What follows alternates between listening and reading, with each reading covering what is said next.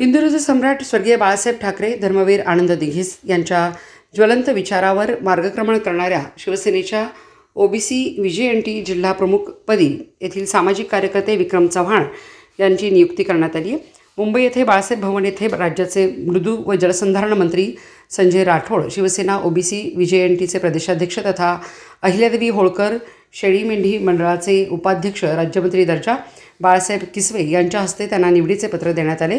पक्षाने दिलेली जबाबदारी निष्ठेने पार पाडू, जिल्हाभरात ओबीसी व्हीजेएनटीचे संघटन मजबूत करू असा ठाम विश्वास यावेळी नूतन जिल्हाप्रमुख विक्रम चव्हाण यांनी व्यक्त केला।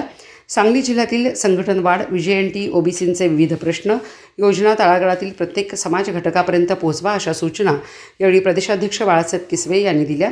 यावेळी राज्य समन्वयक मारुती जानकर, सोशल मीडिया प्रसिद्धी प्रमुख तथा धुळे जिल्हाप्रमुख संजय कुसळकर, नांदेडचे जिल्हाप्रमुख अनिल पाटील धमणे, पालघर जिल्हाप्रमुख सचिन धायगुडे यांच्यासह असंख्य शिवसैनिक उपस्थित होते।